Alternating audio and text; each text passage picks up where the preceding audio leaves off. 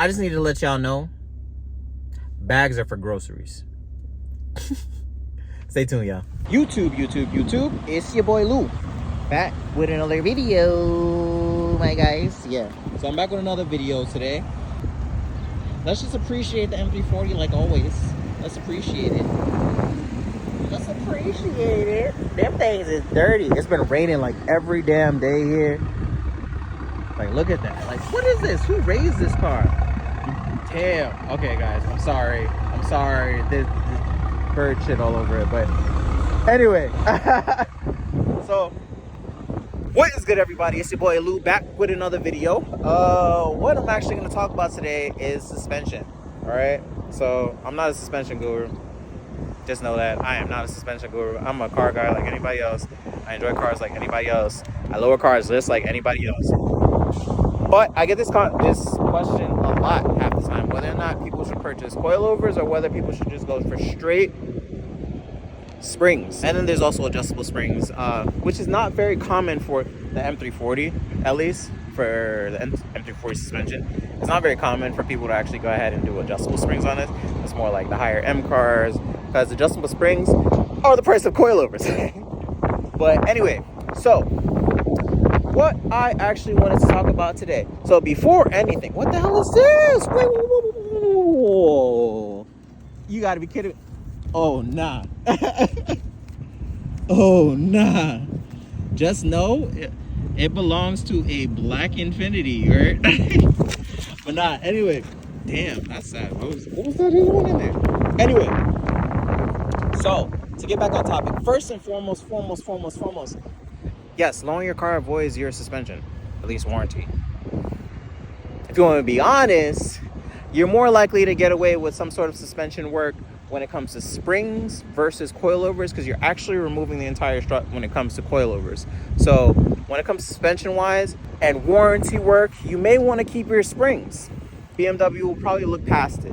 But anyway, so if you're going to lower your car, just know that this is something that can, any modification you make more or less from the factory, it's going to void your warranty. So if anybody's going to say, oh, does Dynan versus H&R springs or whatever, blah, blah, void warranty? They all do if you're going to lower your car. Coilovers, etc. It's changed from the factory. So wise words from Lou. If anybody doesn't know and they're new to the channel, this is my M340. I am actually lowered on some KW V2 coilovers. Very common within BMW, within the BMW community, within the track scene. Very common. Probably the best coilovers you can buy for a BMW. Now, specifically for the M340, let's start with springs first. There are very common springs that people use within the community for this particular G20 platform. Now, this isn't just specific to the LCI or the pre-LCI. This applies to both. LCI, pre-LCI, the chassis is the same. 330, same chassis.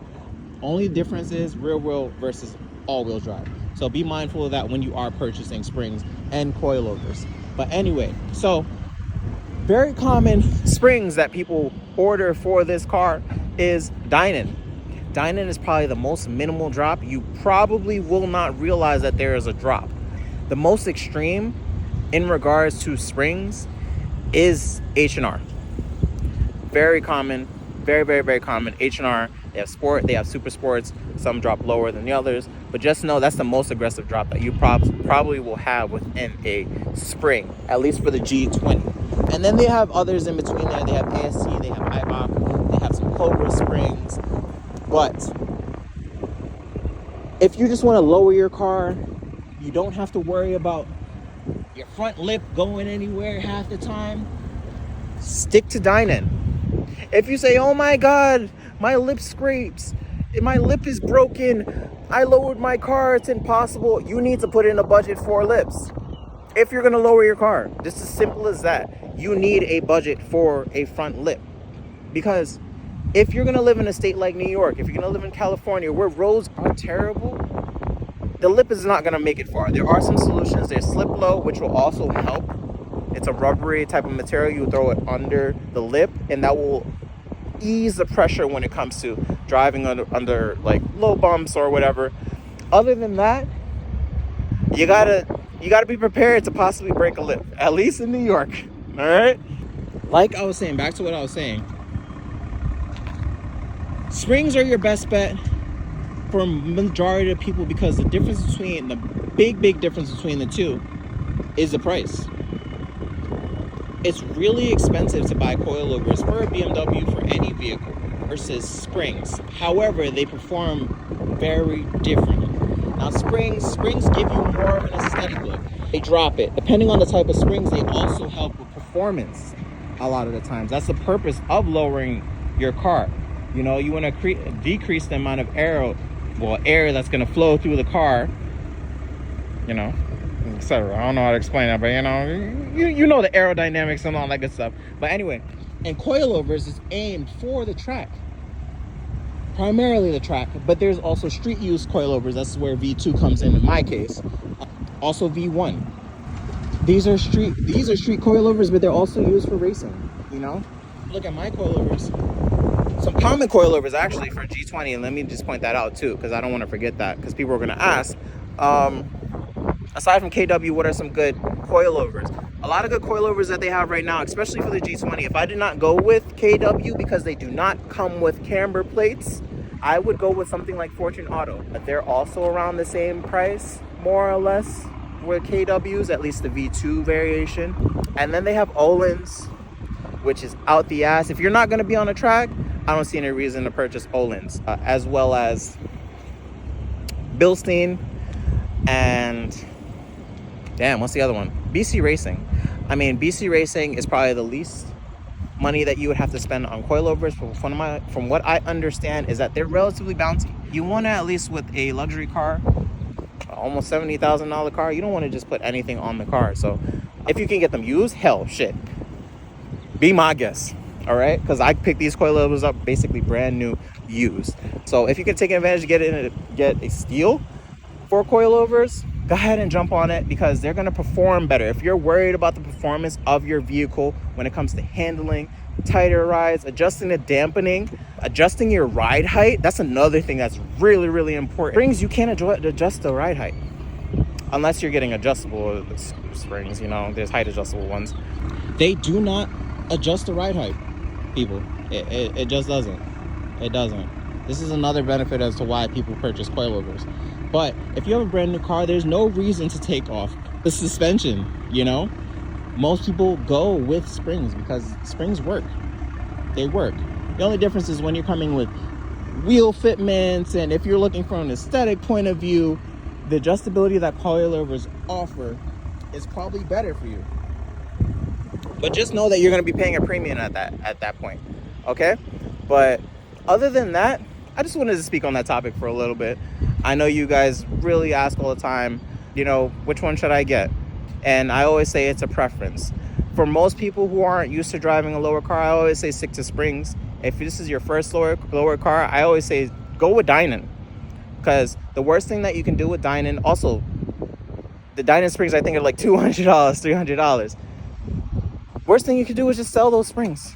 Sell the springs. And also probably purchase the, you know, the bump, the ride quality set with it, because most shops, what they're going to do, the bump stops that they have, they're going to cut those bump stops, and the suspension is just going to rest on there, and over time that can fuck up everything for you, and you may just need to get coilovers at the end of the day.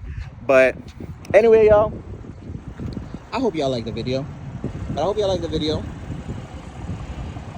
Like I said, I got KWV2s on here. I'm trying to do fitment and all that good stuff, which can be achieved by springs. But if you want to have that adjustability, add camber, remove camber. Regardless, if you get a coilover that has camber plates, you can add camber in your front. However, like I said, V2s for KW does not have camber plates. So all it is up to your pockets, how you want your car to ride, because there is a big difference between coilovers and springs. I'll be completely transparent with that. So if you think, oh, the springs just suffice, no, they don't. They just don't compare the same. KWs, if you guys wanted my input on these coilovers specifically, I love them. I love them. They're worth the price that they have. If you have adaptive suspension and you're gonna get coilovers, V3 does retain, you know, your adaptive, your EDC, but that I don't see any point. You're riding on coilovers. You know what I mean? I would say if you guys do not have an M340 and you're looking for an M340, don't even get the adaptive suspension if you plan on changing it out, because it's a very minimal difference. And if you're gonna run this car hard, especially, it's just minimal difference. But if it's an everyday family car, I would say stick to springs. Stick to springs, okay? But anyway, it's your boy Lou. And I think that's it. I'll talk to y'all in the next video, alright? Deuces.